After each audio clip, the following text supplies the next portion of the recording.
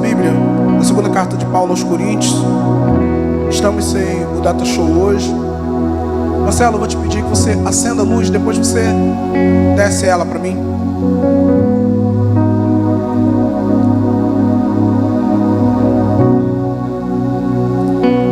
Segunda carta de Paulo aos Coríntios, capítulo 8.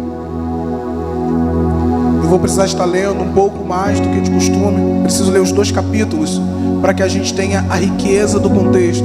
Estou, nesses dias, usando com muita frequência a Bíblia judaica. Eu particularmente gosto muito porque ela não tem mediação, ela é traduzida do original direto para o português. E é a Bíblia que eu tenho usado. Quem quiser começar a ler as mesmas versões que eu tenho lido, procure em qualquer livraria, Bíblia judaica. Coríntios 8, a partir do 1. Quem achou, diga obrigado, Jesus. Você que está perto de alguém, se essa pessoa estiver sem Bíblia, ofereça uma carona. Pode usar a Bíblia no celular, no seu tablet. Só não deve ficar no Facebook nesse momento, né? Agora, irmãos, precisamos lhes contar sobre a graça concedida por Deus às congregações da Macedônia. A despeito das provações, e mesmo sendo muito pobres, não era só pobres, e mesmo sendo muito pobres, sua alegria sobejou na riqueza, na generosidade. Diga assim: a alegria sobejou na riqueza da generosidade. Muito embora eles fossem o quê? Muito pobres. Embora fossem muito pobres, a sua alegria sobejou na riqueza da generosidade. Digo-lhes que eles não contribuíram apenas de acordo com o que podiam fazer. Eles deliberaram contribuir com muito mais do que poderiam.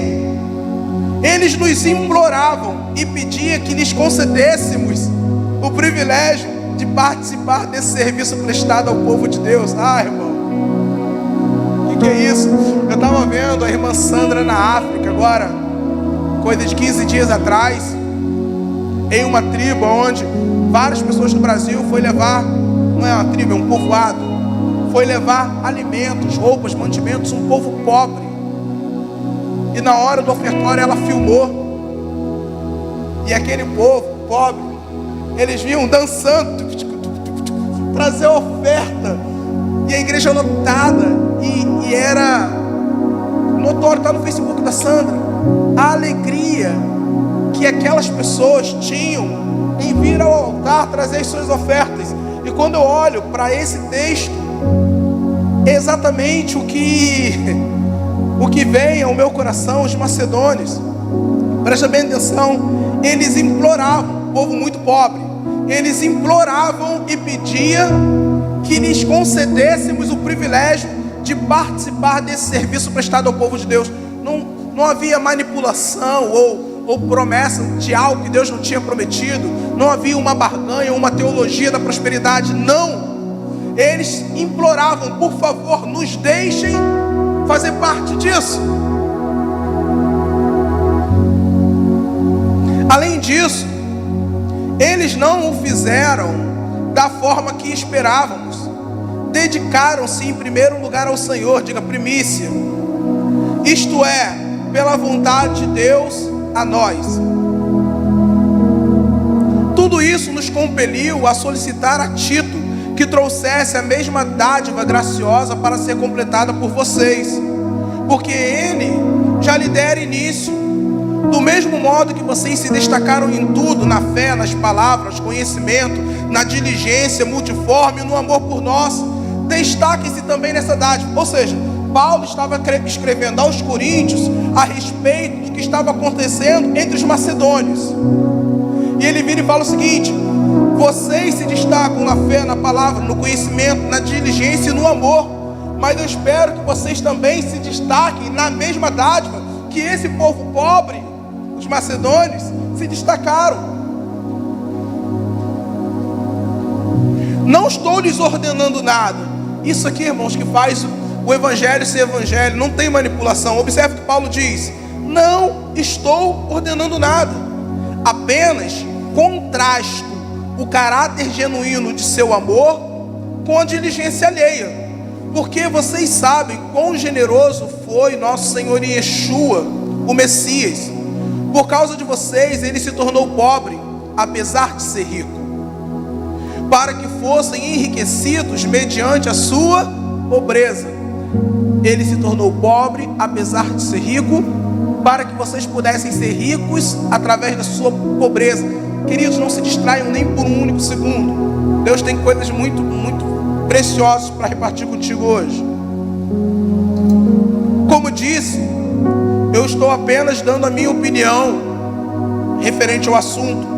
Há um ano, vocês não foram só os primeiros a agir, mas os primeiros a desejar fazê-lo. Agora seria proveitoso terminar o que começaram, a fim de que sua disposição de dar início ao projeto seja equiparada pelo desejo de completá-la mediante a contribuição de acordo com o que vocês têm.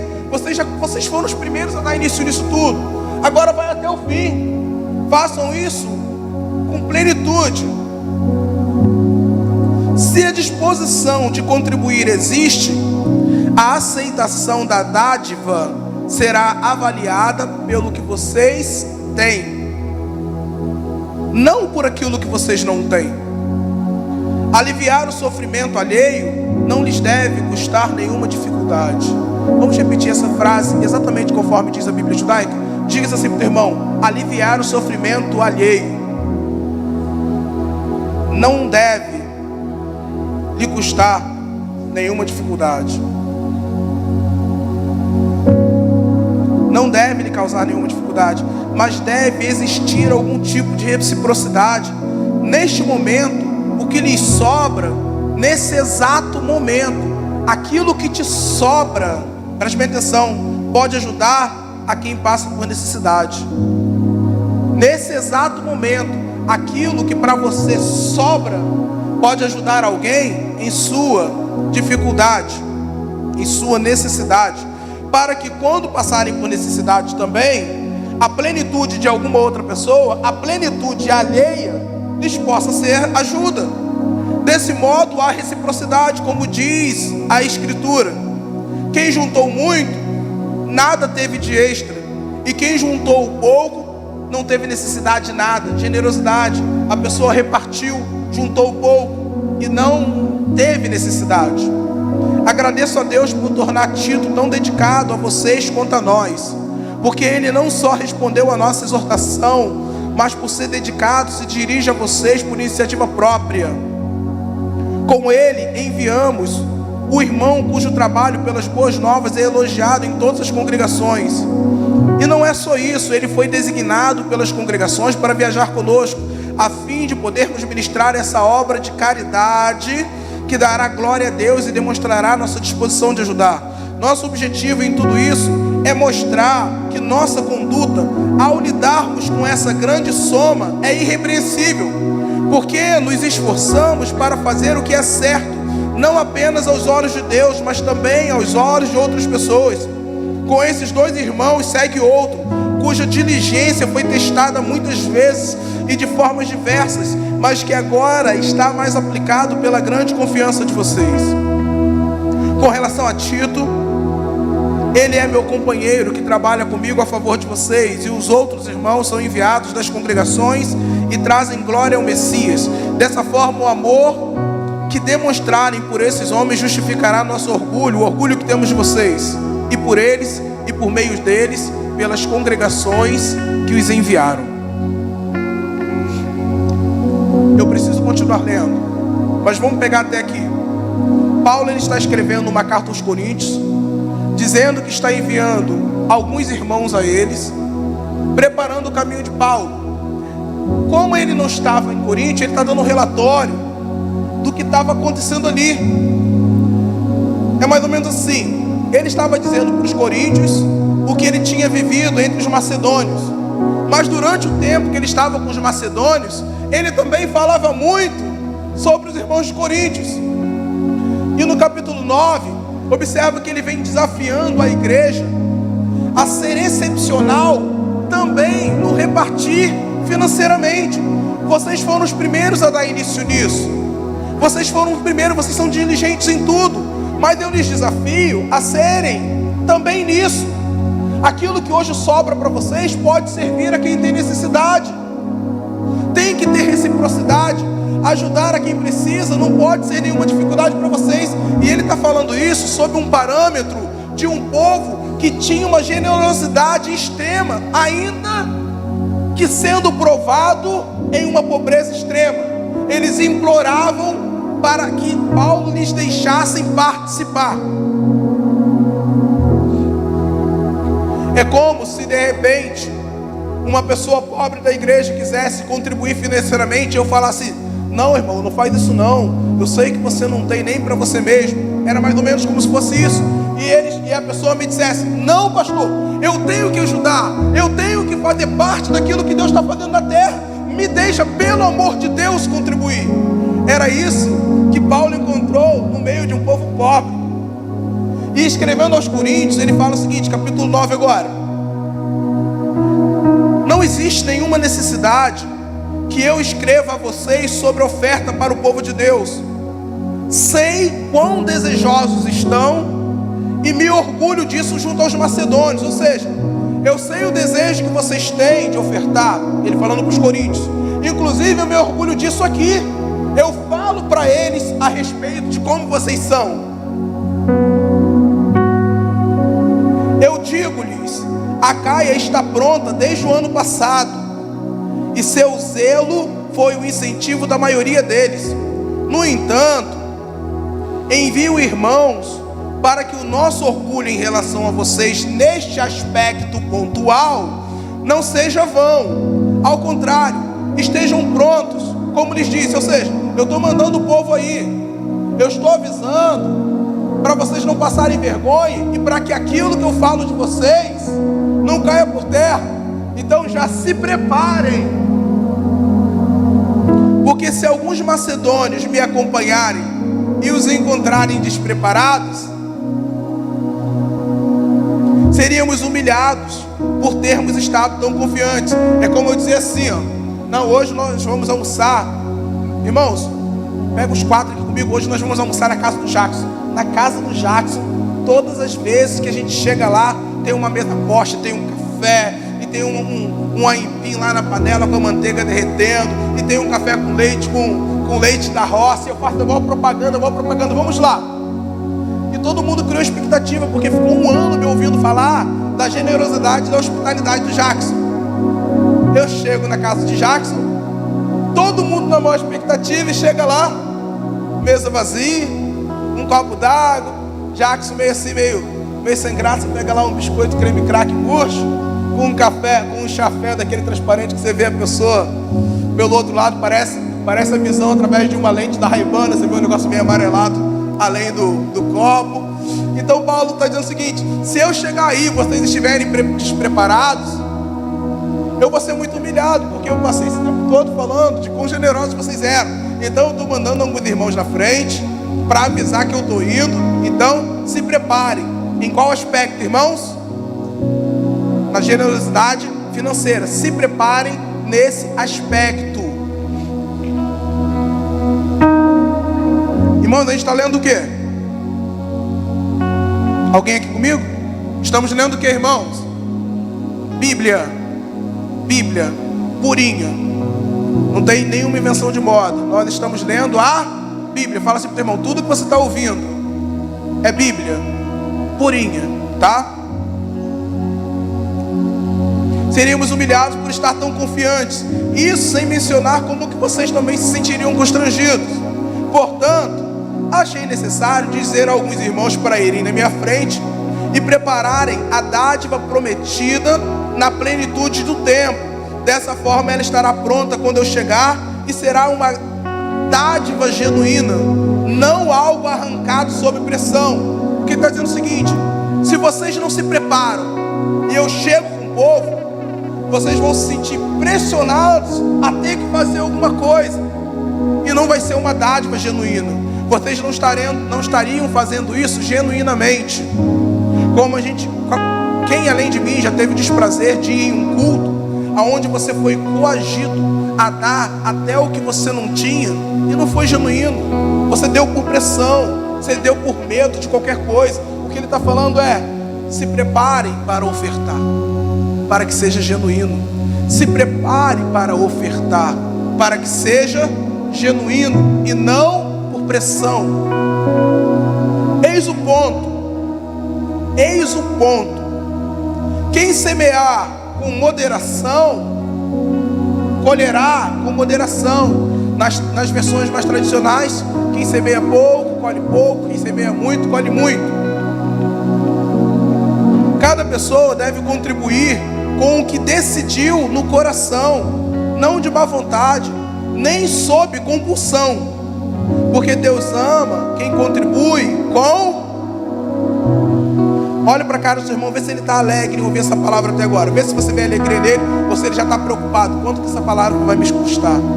Quanto que essa palavra vai me custar? Olha para a cara dele, vê se você vê alegria ou preocupação. Fala assim para o teu irmão: não seja incrédulo, tenha fé.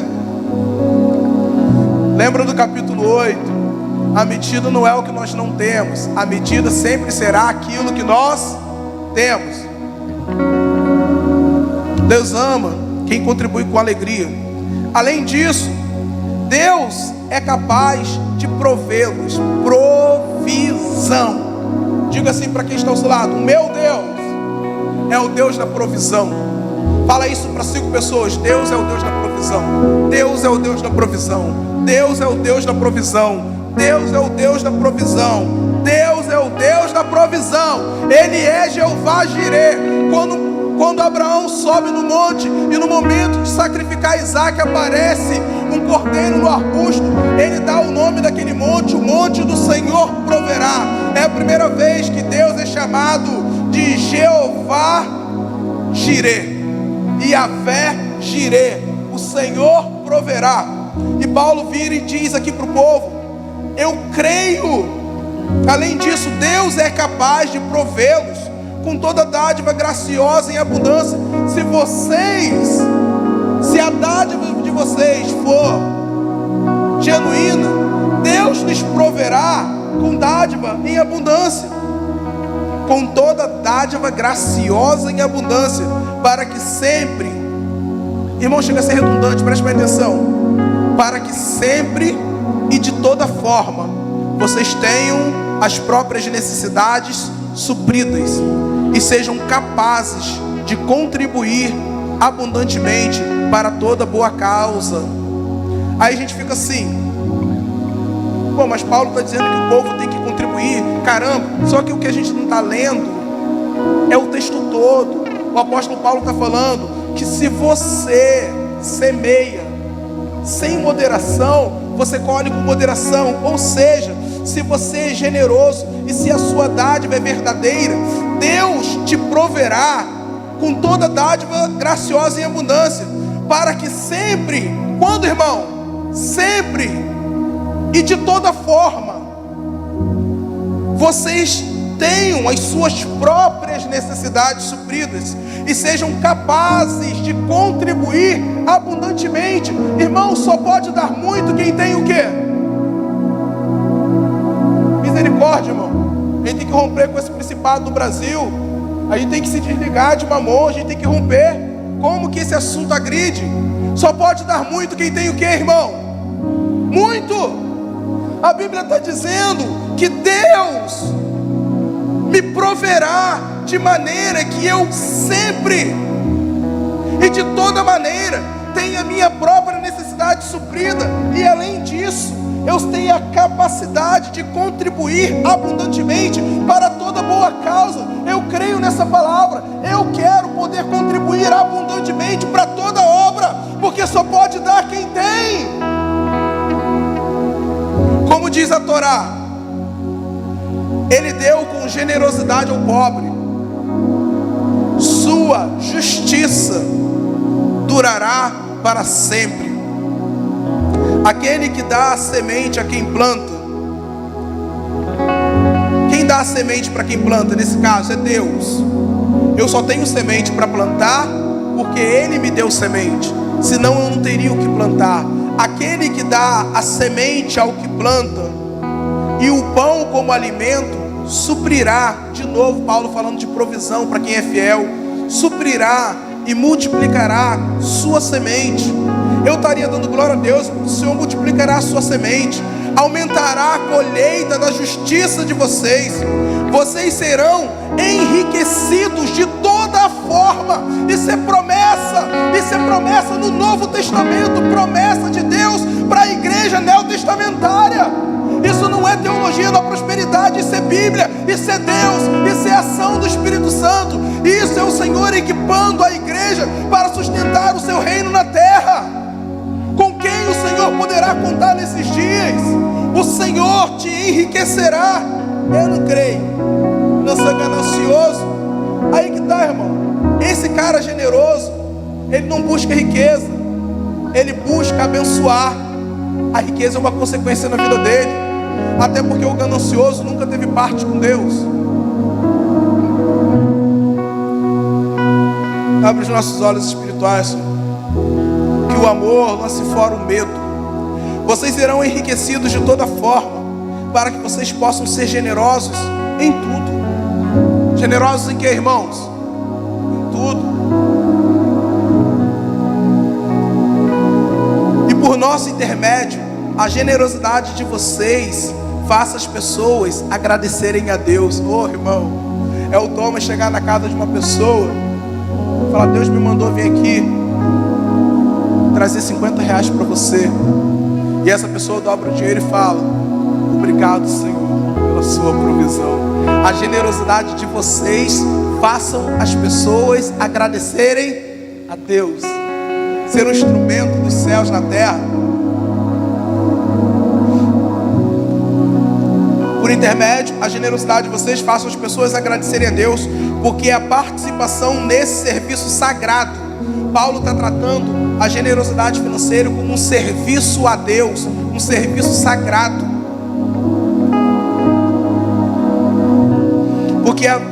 Porque a participação nesse serviço sagrado não supre apenas as necessidades do povo de Deus, mas também gera a gratidão a Deus a ser demonstrada pelas pessoas. Ao oferecerem esse serviço, vocês provam para as pessoas, mediante a realização do que lhes foi requerido, que conhecem as boas novas. Através desse serviço, vocês provam para as pessoas que vocês conheceram mesmo as boas novas do Messias. Isso é a partilha generosa para com eles e para com todos. E nas orações deles a favor de vocês, que eles possam sentir sua forte afeição pelo fato de Deus lhes ter sido tão gracioso. Graças a Deus pelo seu dom inefável, ou pelo seu dom indescritível. Graças a Deus. A oração deles, daqueles que foram abençoados em favor de vocês, possam sentir sua forte afeição pelo fato de Deus ter sido tão gracioso com vocês. Aleluia. Semana passada nós começamos a falar sobre o Deus da provisão. Quantos estavam no culto? Dá uma sinalizada assim. Esse culto vai estar na internet essa semana. Eu te encorajo a não deixar de assistir, porque o que nós vamos falar hoje é uma continuidade do que foi falado semana passada. Nós introduzimos o assunto de provisão dizendo que a provisão, ela acontece a partir do momento que nós entregamos tudo para Deus. Quem entrega tudo é governado por Deus. Deus multiplica aquilo que Ele governa. Tudo que Deus governa, multiplica. E hoje eu quero começar a falar de uma maneira mais específica sobre a provisão. Nos dois textos, irmãos, nós estamos lendo aqui o seguinte: um povo pobre e um povo abastado. Os macedônios e os coríntios. Os coríntios, Paulo já dava testemunho a respeito da generosidade desse povo, da alegria que eles tinham em cooperar com o serviço do reino. Os macedônios, Paulo encontra uma outra realidade, um povo que estava sendo fortemente provado pela escassez, mas apesar da sua extrema pobreza, a alegria deles foi abundante na riqueza da generosidade. A provisão, ela se move a partir da generosidade. Nós temos aprendido. Eu estava conversando ontem com uma pessoa, estava aqui na igreja olhando tudo, e eu falei para essa pessoa assim: durante 13 anos da minha vida, como pastor, eu nunca duvidei de nada daquilo que Deus tinha me dito. Mas durante 2 anos eu duvidei. Eu passei 2 anos duvidando. No dia que eu duvidei, eu parei. No dia que eu duvidei, a provisão parou. No dia que eu duvidei da palavra de Deus, eu comecei a reter o que eu tinha para entregar. Eu comecei a reter o meu tempo. Eu comecei a reter os meus dons. Eu comecei a reter o meu coração. Eu comecei a reter tudo aquilo que Deus tinha me dado para servir ao reino. Por que eu retive? Porque eu duvidei. Porque eu retive para me preservar. Porque eu retenho os meus dons para me preservar. Porque eu retenho o meu tempo para que não me falte tempo. Porque eu retenho o meu amor para que ninguém me fira.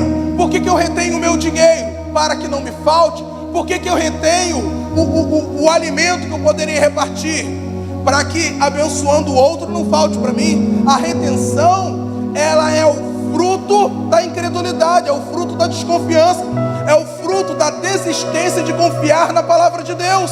Mas eu continuava na igreja crente, eu continuava na igreja pregando, eu continuava lendo a Bíblia, mas eu não confiava mais em Deus. Eu continuava pastor, mas eu tinha desistido de crer. No momento que eu deixei de confiar na palavra, eu passei a confiar no dinheiro. E eu entendia que o mecanismo que me moveria na vida, no ministério, na família era dinheiro. Curioso, durante mais de 10 anos eu nunca precisei de dinheiro para fazer nada no reino. Eu só precisava de Deus, e sempre houve provisão. Mas na medida que a gente vai avançando, o Patrício trouxe uma frase extraordinária na mensagem de terça-feira. Aí quem não estava terça-feira perde, que Deus fala tanto. Uma das frases do pastor Patrício foi: em lugares altos os ventos são mais fortes. Em lugares altos as pressões são maiores. Voar em lugar alto é muito mais difícil. A gente vai avançando em Deus, e conforme diz em Salmo 91, Ele vai nos colocando em lugares altos. Lugares altos traz consigo visão privilegiada. A gente enxerga o que a maioria das pessoas da superfície não enxerga. A gente respira um ar em Deus que a maioria das pessoas não. A gente se move em um nível de revelação diferenciado. A gente tem uma visão de Deus que a maioria das pessoas não tem. Mas o nível de pressão sobre as nossas vidas também é muito grande. A cada nível que você sobe é uma nova prova. E de aprovação em aprovação, chegou um momento que naquele nível de prova eu fui reprovado. E quando eu fui reprovado, eu deixei de confiar, porque doeu. E eu não queria passar por aquilo de novo. E eu me protegi. Porque eu me protegia? Porque eu não confiava mais que Deus faria o que disse que faria. Retive tudo, irmãos: dinheiro, tempo, dom, alegria, boa vontade. Retive tudo. 2 anos de desertos, que em 40 anos eu nunca soube o que era aquilo. Cheguei ao ponto de ficar quase louco, duvidando das promessas de Deus, do meu chamado, de tudo que Deus tinha falado a meu respeito.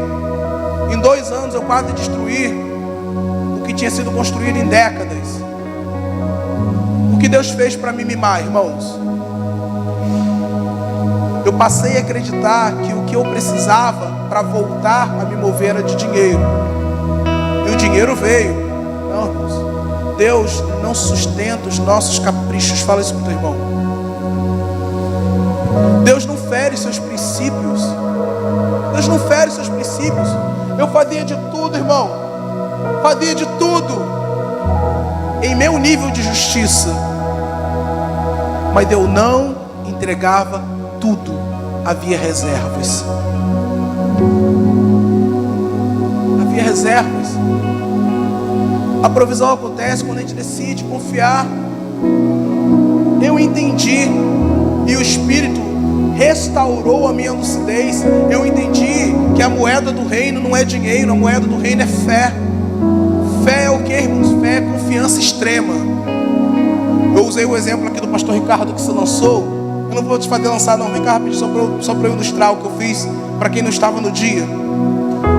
Eu fiz isso em outra igreja também recentemente. Eu coloquei o pastor Ricardo aqui em cima. Coloquei, quantos foram cobaias aqui na minha ilustração aquele dia? Eu acho que o pastor Leandro estava aí, a turma está aí, né? Botei uns 10 caras aqui e falei para o pastor Ricardo: pula que eles vão te segurar. E ele já deve estar revivendo a tensão aqui do dia, né?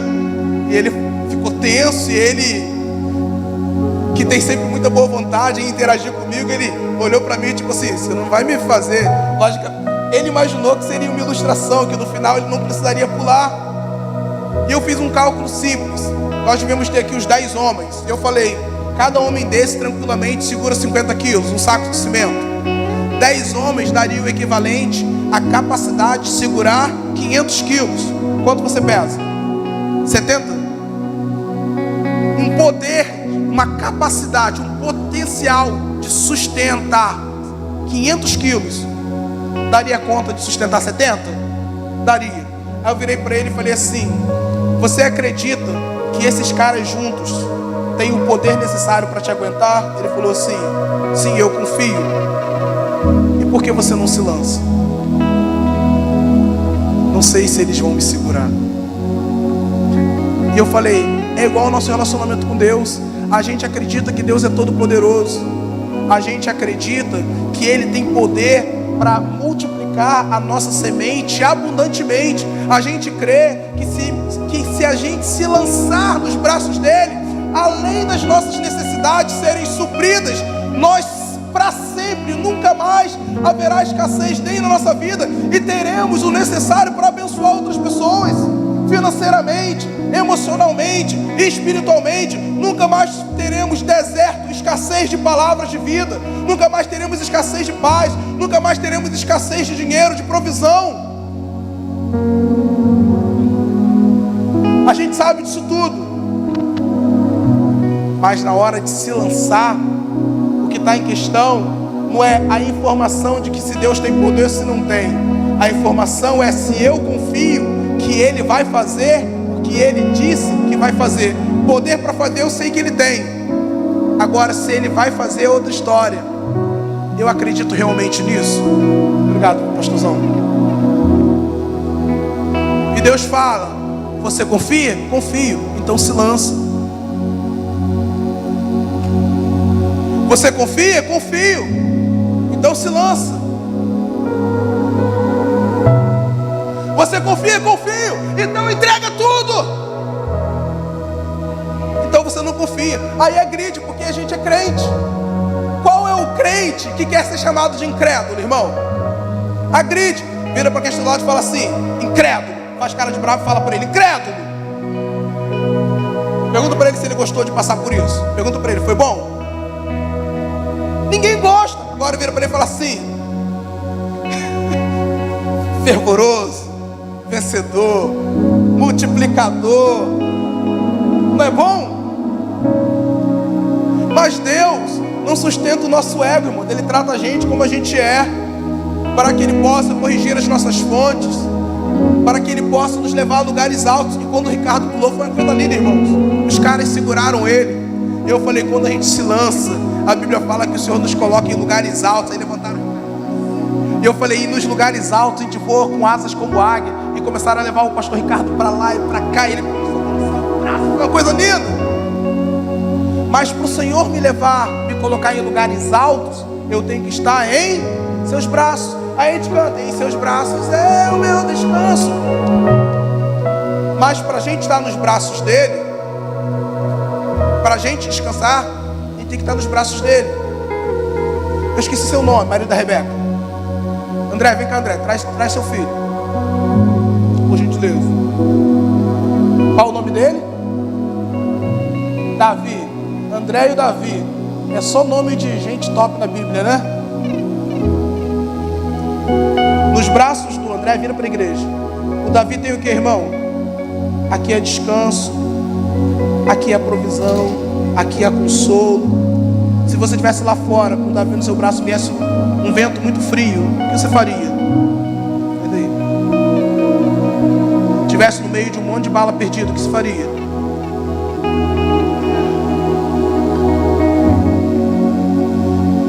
Agora bota o Davi no chão.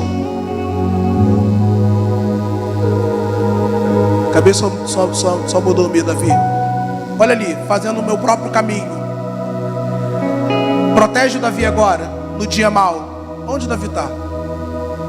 Na hora do vento forte, está ele lá, dando beijo na minha esposa. Entende, irmãos? O problema do negócio dar errado é que a gente tem a teoria, mas a gente não está aqui, ó.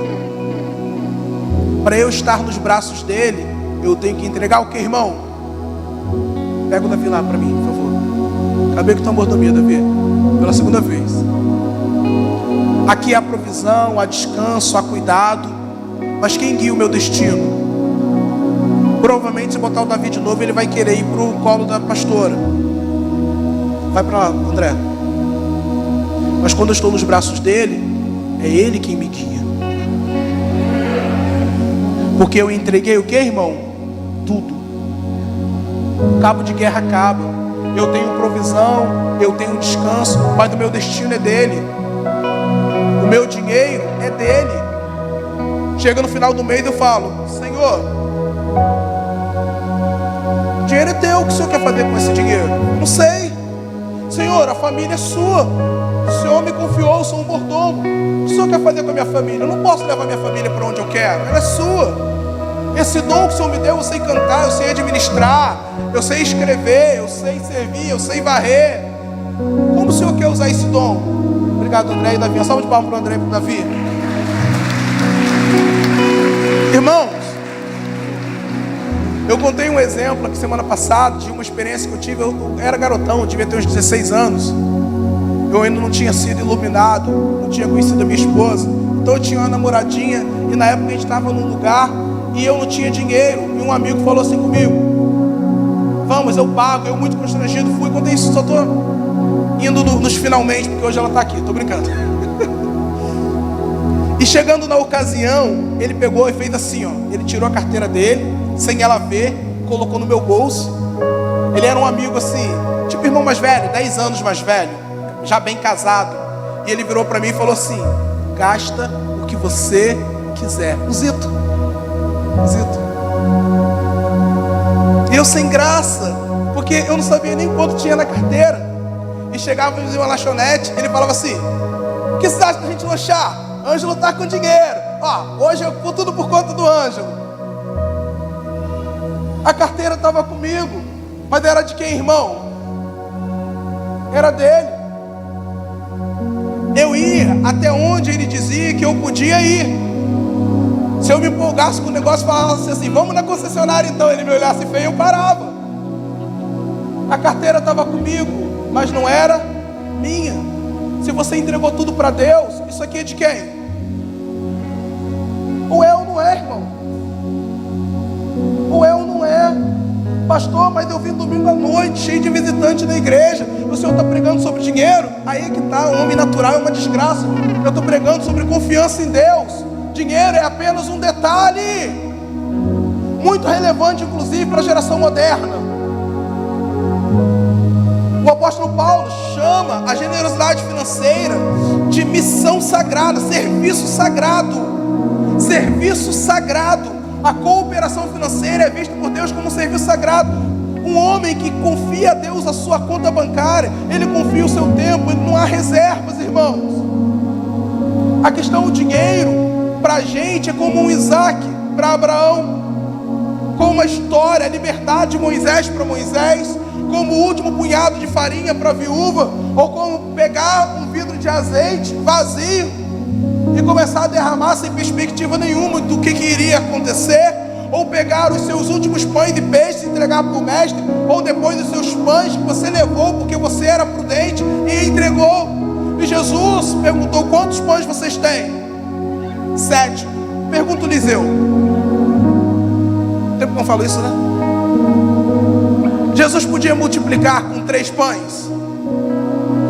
Na multiplicação anterior, ele usou quantos pães, irmão? 5. Na segunda multiplicação, quando ele usa o dos discípulos, haviam quantos pães? 7. Jesus não podia ter pedido só 5 para eles terem uma sensação de conforto, de no ruim sobrou alguma coisinha para a gente? Jesus não podia simplesmente ter feito cair maná sem precisar usar nada de ninguém, como já tinha sido feito no Antigo Testamento? Podia ou não podia, irmão? Mas por que ele pede os 7? Porque, como diz o pastor Márcio Valandão, não existe creio mais ou menos ou creio um pouco. 99% de fé é igual a incredulidade. Fé é confiança extrema.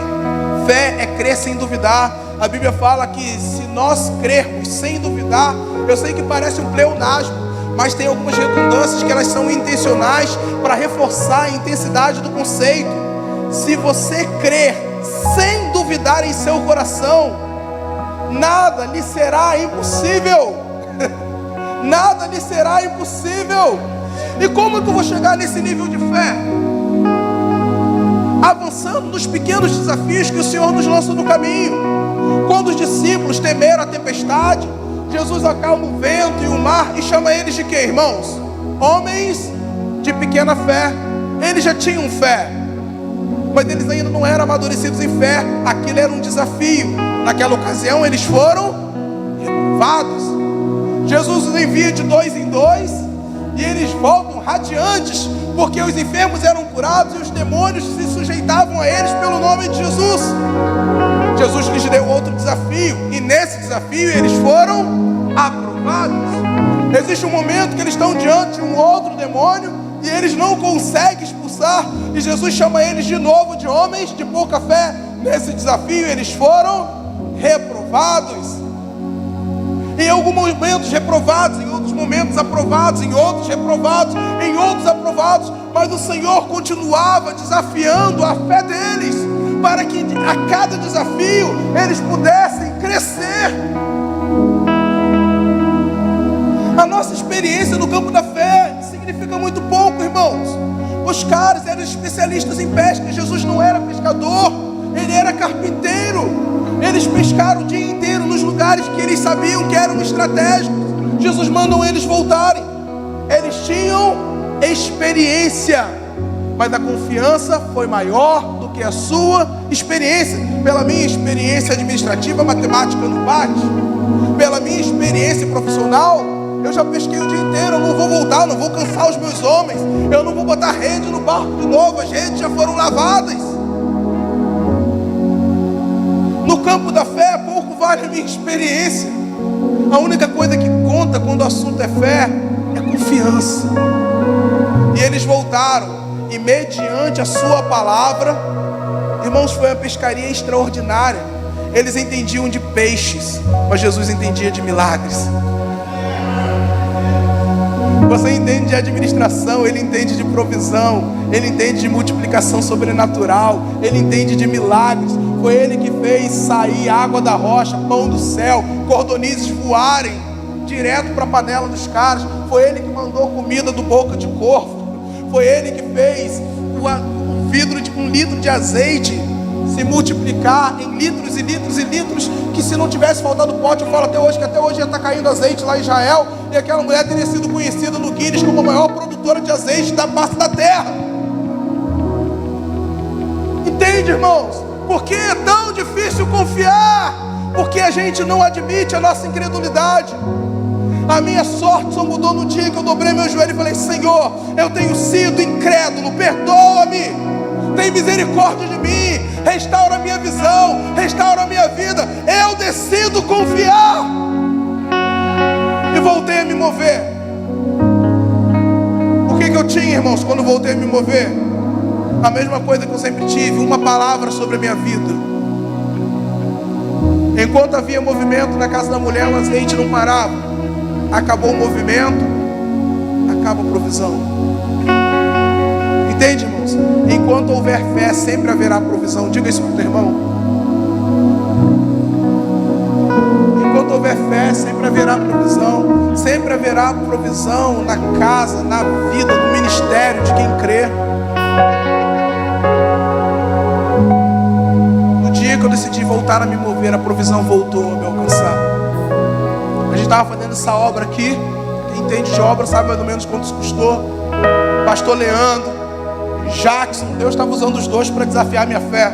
Porque um ligava: pastor, precisa do steel frame. Aí o outro me mandava mensagem: pastor, tá faltando a válvula na cozinha. Aí o outro me pedia, era o André, o pastor Leandro e o Jackson, os instrumentos para provar a minha fé.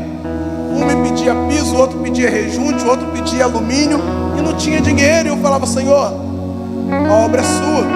E eu sentado aqui, a gente com R$30 na conta da igreja, pagando à vista 1.500 da obra da cozinha. À vista. Como paga R$1.500 à vista sem dinheiro?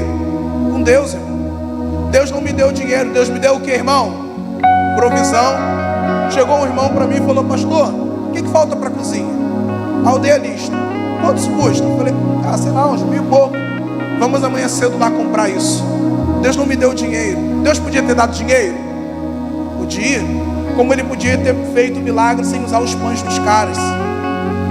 Mas Deus que estava me dando uma oportunidade de crescer em fé. A gente não precisa de dinheiro, irmãos. A gente não precisa de dinheiro. A gente precisa de Deus. Ele é Yahvé Jireh. Se coloca de pé nessa hora. Ele deu com generosidade ao pobre. Sua justiça durará para sempre. Além disso, Deus é capaz de provê-los com toda a dádiva graciosa em abundância, para que sempre e de toda forma vocês tenham as próprias necessidades supridas. Ter as próprias necessidades supridas é bênção. É bênção. E sejam capazes de contribuir abundantemente para toda boa obra. Isso é o sobrenatural. A gente começa a cumprir o nosso propósito. Continua exatamente aqui.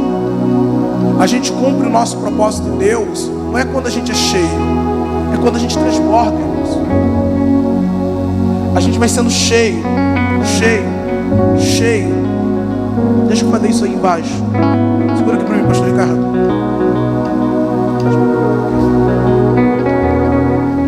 Vou fazer bagunça aqui, aproveitar que seca rápido. Senhor, eis aqui a minha vida. Encha-me, Senhor. Encha-me, Senhor. Encha-me. E Ele te enche porque Ele é bom. Só que quando a sua oração não é enche-me, e a sua oração é usa-me, Ele entende que Ele pode contar contigo na terra. Aí agora Ele te dá o que a gente chama de unção dobrada, justa medida. Porque o que abençoa as pessoas é o que transborda. Por isso que a Bíblia fala que do nosso interior fluirão o que, irmão? Só pode fluir depois que enche. Por que a gente está cantando enche-me? Não é sem entendimento. Porque o ser cheio é o primeiro estágio, mas o transbordar é o cumprimento do propósito. Deus te enche para transbordar. Ele te abençoa para abençoar. O que Deus faz em você não para em você. Deus faz em você para poder te usar na terra. O apóstolo Paulo fala isso inúmeras vezes aqui, para que através da sua generosidade as pessoas sejam glorificadas. Por que Deus multiplica o seu celeiro? Para que as pessoas possam ser agraciadas, abençoadas, alcançadas pelo teu testemunho, para que através do seu testemunho as pessoas agradeçam a Deus, para que através da sua generosidade as pessoas conheçam como Deus é gracioso. Sabe como que as pessoas compreenderão a bondade de Deus? Através da bondade da igreja. E o Júnior chega na casa de uma pessoa com um pouco que ele tem, ele reparte. E aquela pessoa, ela não vai dizer como o Júnior é bom, porque ela sabe que ele é um servo de Deus. Ela vai ser grata ao Júnior, mas ela vai dizer obrigado, Senhor, pela sua bondade. Cara, a minha vida ativou fé no coração de uma pessoa. Uma pessoa passou a crer em Deus por causa da minha generosidade. O que Deus faz com esse cara? Dá mais. Porque esse cara vai ser um agente de fé na terra. E Deus começa a trazer mais e mais e mais e mais e mais e mais e mais sobre a vida do Júnior. Porque ele sabe que ele pode contar com o Júnior. Mas o outro é abençoado. Deus, como é misericordioso e bom, Ele dá a medida. Ele enche o Mateus. Bênção acaba, bênção gasta, bênção vai embora. Para você não morrer, Deus te abençoa de novo. E você vai vivendo a mesma medida uma vida inteira. Quando Deus quer te levar para um nível extraordinário, aí o Mateus começa a parar de pedir para ser cheio, porque ele já está cheio. E ele começa a falar: Senhor, usa-me, aí transborda. A medida de Deus sobre as nossas vidas muda quando o nosso posicionamento muda. Quando eu não quero mais para mim, quando eu quero para minha geração. Quando eu não quero mais para mim, quando eu não penso mais individualmente, mas quando eu penso geracionalmente. Quando eu não penso mais individualmente, mas quando eu penso coletivamente. A medida de Deus muda quando a minha medida muda. A ausência de fé é um pote de azeite que um dia estava cheio e agora está acabando. Um dia estava cheio, mas agora está acabando. Mas quando você entrega isso para Deus, irmão, o azeite nunca mais para. Para de duvidar. Você precisa romper em Deus, irmão. Tem gente que vai passar 20 anos na igreja. Todas as vezes que ouvir uma palavra como essa, vai se sentir chicoteado. As desculpas não são muitas. As desculpas são sempre as mesmas. Tenho pouco, não tenho para mim. O infiel nunca terá o suficiente, sempre lhe faltará. Porque na mesa do infiel sempre haverá escassez, ainda no dia da abundância. Porque a escassez não começa quando eu retenho ou quando me falta. A escassez começa quando eu decido não crer. A fonte seca, a torneira fecha. É só questão de tempo. Eu quero te desafiar a se colocar de pé e começar a dizer: Senhor, eu creio que eu já tenho sido cheio, eu já tenho sido abençoado. O Senhor já tem trazido revelação sobre a minha vida. Olha para lá, irmãos, essas cadeiras vazias. Quantos têm sido abençoados através da palavra que recebe? Eu te pergunto, a palavra que você ouve no domingo, quantas pessoas ouvem ao longo da semana através de você? Começa a dizer, você sai daqui cheio, mas quando você começa a dizer: usa-me, Senhor, e você começa a repartir o que você ouviu. Pastor, eu não sei pregar. Você sabe pelo menos repetir o que você ouve? Fala assim pro teu irmão assim, ó. Vira para ele e fala assim: olhe para alguém, olhe nos olhos de alguém e diga assim, ó. Segura aqui baixinho, bem baixinho, mas continua.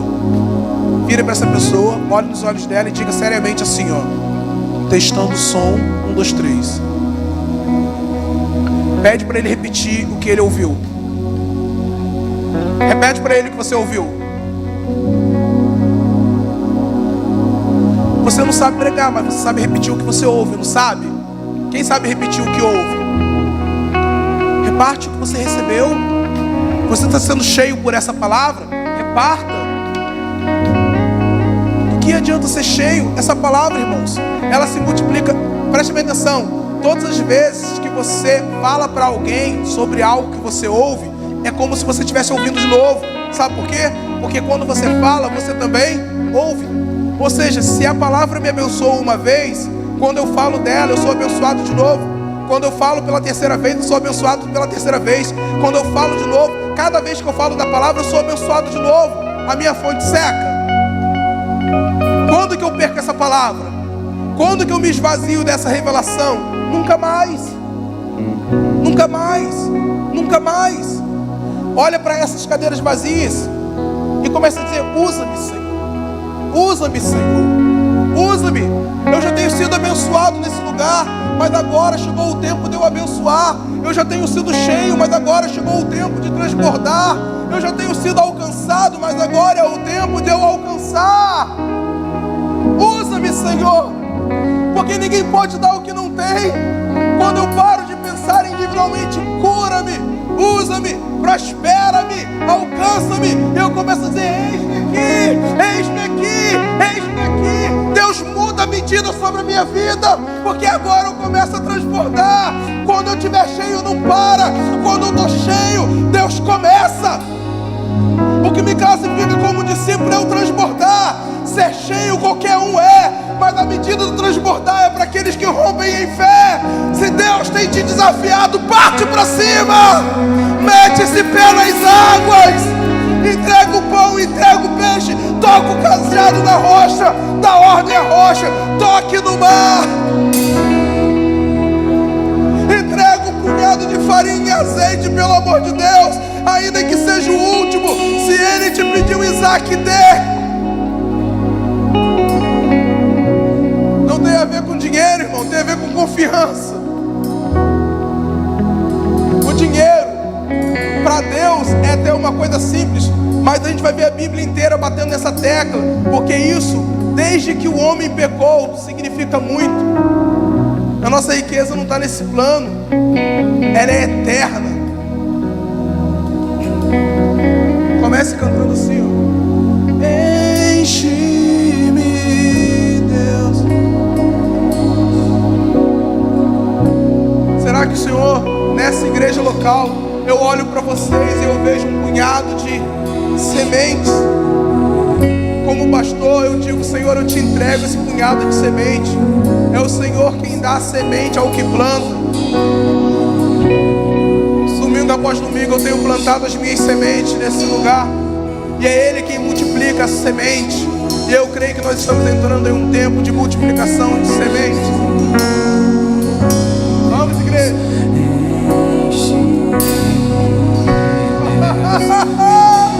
Oh, tem uma unção tão forte nesse lugar, irmão, tão forte. Hoje pode ser uma noite decisiva na sua vida. O Senhor hoje deseja mudar a medida sobre a sua casa.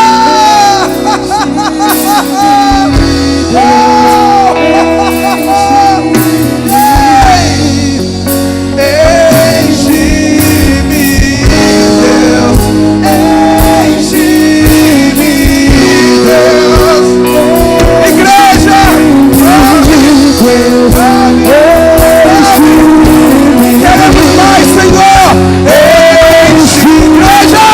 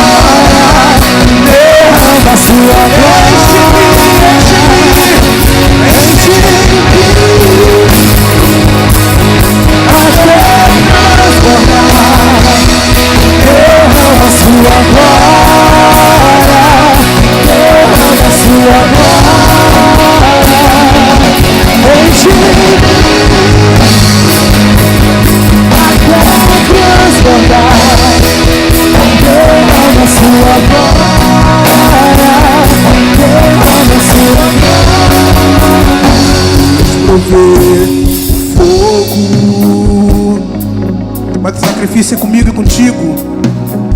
E eu sacrifício. Deus provê o Espírito. Deus provê o Espírito. E eu me entrego por. Deus provê o fogo.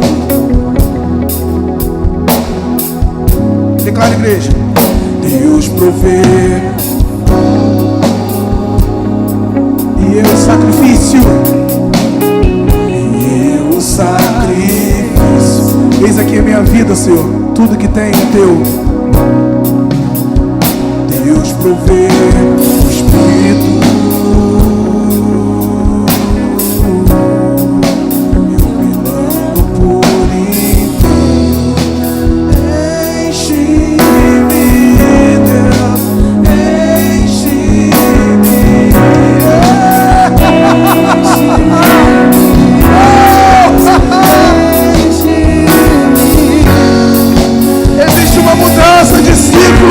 Acontecendo nessa noite na vida dessa igreja. Se você quer, glorifique o nome dele e se entregue por inteiro, se lance. Enche, eu creio.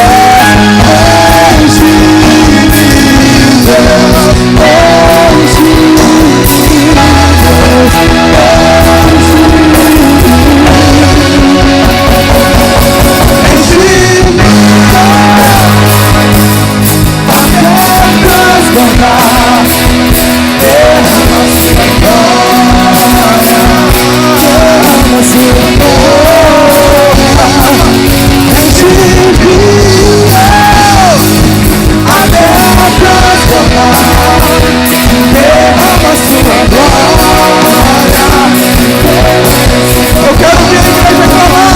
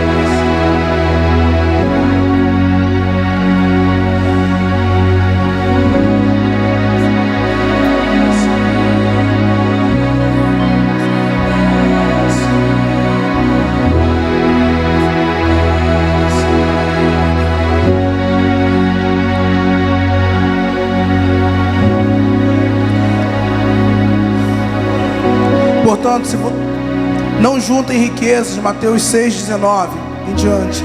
Preste bem atenção.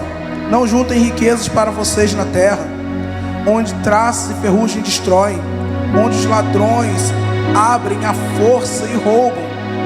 Ao invés disso, juntem riquezas para vocês no céu, onde nem a traça nem a ferrugem destroem, e onde os ladrões não entram nem roubam. Porque onde estiver a sua riqueza, ali também estará o seu coração. O olho é a lâmpada do corpo. Portanto, se você tiver um olho bom, isto é, se você for generoso, todo o seu corpo estará repleto de luz. Mas se você tiver um olho mau, se for avarento, todo o seu corpo estará repleto de escuridão. Se a luz que estiver em você for escuridão, quão terrível será essa escuridão? Ninguém pode ser escravo de dois senhores, pois odiará o primeiro e amará o segundo, ou desprezará o segundo e será leal ao primeiro. Olha de que Jesus está falando, irmãos. Vocês não podem ser escravos de Deus e do dinheiro. Esse texto começa falando de buscar primeiro o reino. No texto que nós lemos de Coríntios fala de dar primeiro. Eles não fizeram conforme nós esperávamos. Eles faziam primeiro para o Senhor. Ou seja, o que o apóstolo Paulo está dizendo é: a gente até tinha expectativa que eles fizessem, mas apesar da pobreza deles, eles faziam primeiro para Deus. E no final do mesmo capítulo de Mateus 6, ele encerra dizendo, foi o tema da mensagem da semana passada: buscai primeiro o reino e a justiça do reino, o governo de Deus, e essas coisas também vos serão acrescentadas. Entende, irmãos? Ninguém pode servir a dois senhores. Assim como o apóstolo Paulo falou com aquele povo: preparem-se para que a dádiva de vocês não seja por pressão. Eu sinto que, eu entendo e eu creio que a única maneira da gente se romper de mamon é sendo generosos. A única maneira de nós vencermos o amor ao dinheiro é não tendo mais apego por ele. Por isso, nesses dias, eu e a minha esposa, nós vamos fazer uma oferta de rompimento ao Senhor. Fé é confiança extrema. Nós, até o próximo domingo, faremos uma oferta de honra ao Senhor. Porque primeiro tem a ver com honra. Primeiro tem a ver com honra, irmãos. Eu não quero que mamon nunca mais se instale na minha casa, na minha família, no meu coração, na vida dessa igreja. Vai começar comigo. Mas isso não é para mim, isso é para a igreja. Então entenda uma coisa. Prepare-se para ofertar. Fala isso para o teu irmão. Prepare-se para ofertar. No próximo domingo, irmãos, aqueles que creem, assim como eu e a minha casa, nós traremos ao altar do Senhor uma oferta que nos libertará de mamon. Não tem a ver com dinheiro, tem a ver com o lugar que ele ocupa, tem a ver com o quanto a gente confia nele. E houve um tempo que mamon rolou solto aqui dentro, e aí ele já está destronado em nome de Jesus, irmãos. Em nome de Jesus, em nome de Jesus. A maior parte dos escândalos em igrejas tem a ver com dinheiro. A maior parte dos problemas dos casamentos tem a ver com dinheiro. O maior problemada dentro do meio da adoração no Brasil tem a ver com dinheiro. A gente precisa começar a colocar o dinheiro no lugar certo. Dinheiro não pode ser senhor, dinheiro tem que ser instrumento. O dinheiro, ele tem que servir ao meu favor, tem que servir ao propósito de Deus. Ele não tem que me governar. Eu não posso ser governado pelo dinheiro. Eu não posso desobedecer ao meu Deus por causa do dinheiro. Quando ele fala, se o seu olho direito se escandalizar, arranca-o. Ninguém pode servir a Deus e ao dinheiro. De que Jesus está falando, irmãos? Pensa. Entende que a gente só está lendo a Bíblia? Eu não estou mencionando nenhum outro autor ou escritor ou outro livro sobre o assunto. É Bíblia. Ele começa a dizer que se tua mão direita te escandaliza, arranca. Se o teu olho direito te escandaliza, arranca. Porque os olhos são a candeia do corpo. Se o meu corpo for mau, se os meus olhos forem maus, o corpo será tenebroso. E ele encerra o parágrafo dizendo: ninguém pode servir a Deus e o dinheiro. Que olho é esse que tem que ser arrancado se ele me escandalizar? Ele está falando de dinheiro. Se o teu dinheiro te domina, arranca ele. Arranca como? Dando para Deus aquilo que fica entre mim e Deus. A maioria dos crentes brasileiros, o dinheiro está entre eles e Deus. E eu falo isso com toda a experiência que eu tenho dentro do universo das igrejas. A gente precisa reposicionar o dinheiro na nossa vida, irmãos, para que a gente comece a andar por provisão, por confiança. Eu não preciso de dinheiro. As coisas mais extraordinárias que eu fiz na história da minha vida não tinha dinheiro envolvido. Não tinha dinheiro envolvido. Os melhores amigos que Deus me deu, famosos ou anônimos, o dinheiro não ficou entre eu e ele. E muitos nós não conseguimos caminhar juntos, porque a moeda que nos conectaria era o dinheiro.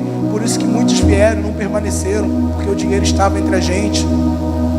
Mas os do reino permaneceram, o dinheiro nunca esteve entre nós. Entende, irmãos? Eu me lembro uma vez que eu chamei o Manga para vir, e ele falou assim, no final eu dei uma oferta que era a que dava para a gente dar, e ele falou assim: cara, o dinheiro nunca esteve entre nós e nunca estará. O Manga já saiu do Rio com febre para vir pregar na nossa igreja, sabendo que nós só tínhamos condições de pagar o combustível. E ele chegou queimando de febre, me deu um abraço e falou assim: só vim porque era você. Só vim porque era você. Aí sabe o que eu aprendo com o pastor Luiz Hermínio? Esse cara é o que nós deveríamos dar as maiores ofertas, porque o coração dele não está preso a dinheiro. Aí a gente traz os famosinhos estrelinhas que cobram, que colocam dinheiro entre mim e ele. Essa caminhada só vai perdurar o tempo que o dinheiro... Não, irmãos. O que me conecta ao pastor Márcio não pode ser dinheiro, fama ou nenhum interesse nessa terra. Tem que ser o Senhor, tem que ser Deus purinho, irmão. Agride. Eu vou dizer como que eu me sinto olhando para vocês hoje. Tem momentos que eu boto a Esther sentada e eu começo a exortar ela. E ela faz assim. E eu falo assim para ela: eu não estou brigando com você, eu estou te ensinando. Eu olho para alguns olhinhos e meu coração fica quebrantado, porque eu vejo pequeninos como minha filha olhando para mim assim: eu não posso dizimar para as coisas. Tem gente se sentindo agredido. Entende uma coisa? Eu não estou brigando com você. vocês. Eu estou ensinando o sucesso, a prosperidade, essa escassez que te perturba, que te rouba a paz.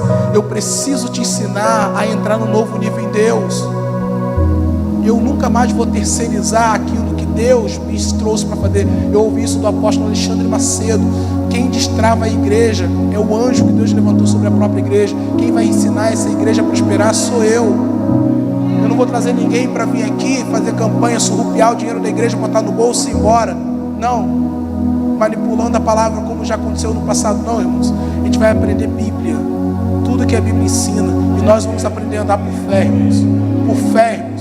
É por fé que a gente vai terminar essa obra. É por fé que nós vamos sustentar ministros. É por fé que nós vamos abrir igrejas, enviar missionários. É por fé que nós vamos contribuir com a obra que Deus está fazendo nas nações. Não dá mais para a gente ficar só no âncora. As nações estão perecendo, a gente precisa começar a mandar gente. Deus tem nos conectado em 2017, 2018. Deus nos conectou com um monte de nações. Hoje nós temos contato no Oriente, contato nas Américas, contato nos Estados Unidos, contato na Europa. E a gente precisa preparar, equipar e mandar gente. A gente vai fazer isso com dinheiro, irmão? Não. Vai fazer isso com Deus, com fé, com provisão. Amém? Eu quero te convidar não só a trazer sua oferta, seu dízimo, que eu não preguei por causa do seu dinheiro, eu preguei por causa da sua vida. Eu quero te convidar a trazer seu dízimo, sua oferta, mas eu quero te convidar a fazer uma coisa mais preciosa. Coloque aqui o que seu coração propõe colocar. Se você não tiver nada, venha também, mas se ajoelhe nesse altar e fala: Senhor, usa a minha vida. Eu decido de verdade entregar tudo. Durante todo o tempo que eu retinha porque eu não confiava. No dia que eu decidi confiar, eu me lancei. Vem. Domingo que vem, talvez o teu sacrifício doa. Aqueles que creem vão entrar no sobrenatural junto comigo, com a minha casa. Eu não sei o que vocês vão fazer, preste atenção, mas eu e a minha casa serviremos ao Senhor. O apóstolo Paulo chama isso de um serviço sagrado. Eu, a minha esposa Adriene e a minha filha Esther, nós serviremos ao Senhor. Eu te desafio a fazer o mesmo. Como pastor, vocês são a minha casa também. Quando Deus falava com Abraão, você e sua casa eram todos aqueles que estavam sob os seus cuidados. Vocês são minha casa. E eu profetizo agora, eu e a minha casa serviremos ao propósito do Senhor. Amém, irmãos? Venha com alegria. Mete a sua cara aqui e fala: Senhor, perdoa a minha incredulidade. Eu decido crer. Pode deixar do jeito que está, Marcelo. Pode vir. Queremos transbordar, Senhor. Deus provê o fogo e eu o sacrifício.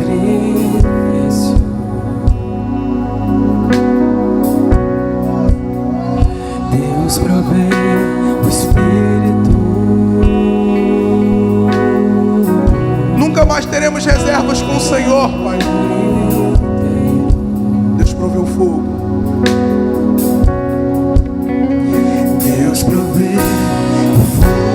Queremos aprender a andar sobre as águas, nos mover em lugares altos, voar contra a pressão das grandes altitudes. Se o Senhor desafiar a sua fé, entende, Ele quer te levar para um novo nível. Se o Senhor desafiar a sua fé, entenda, Ele quer te levar para um novo nível. Nessa noite o Senhor está desafiando a sua fé, porque Ele quer te levar para um novo nível.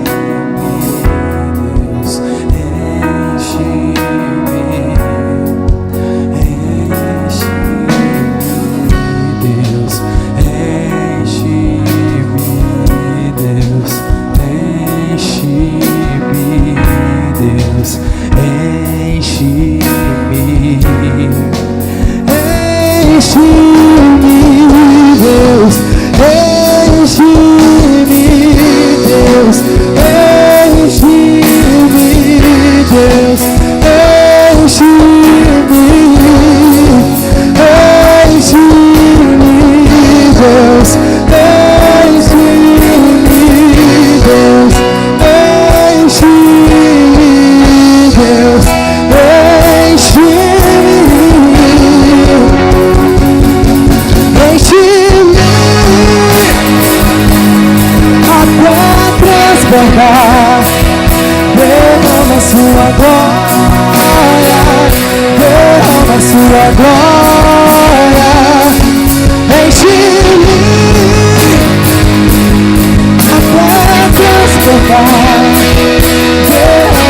sua glória, derrama sua glória.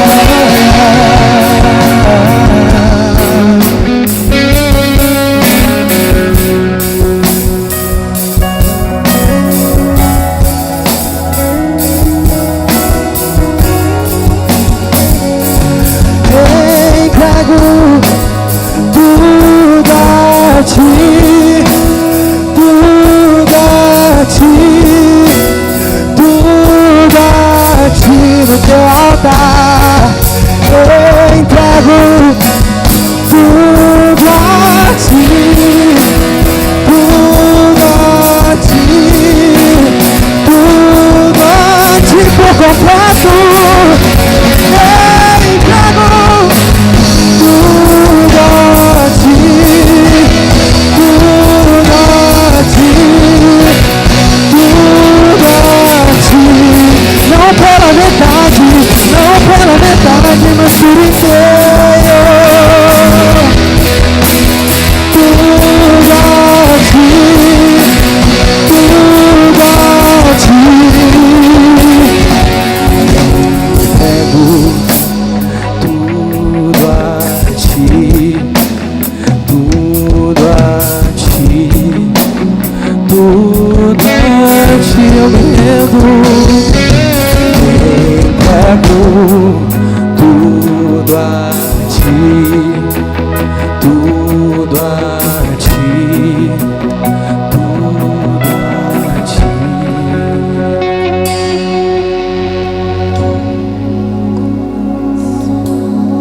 Glória a Deus.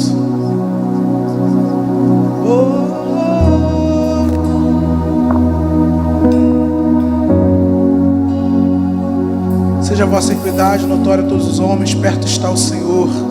Filipenses 4, 5 a 7. Não estejais inquietos por coisa alguma. Ao invés disso, sejam as vossas petições em tudo conhecidas diante de Deus, pela oração, súplicas e atitudes de gratidão.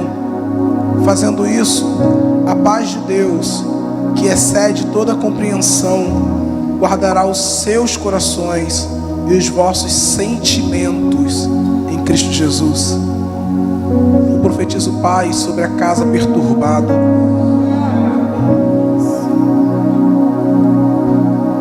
Eu declaro que onde houver um justo, Deus, haverá o sono do justo.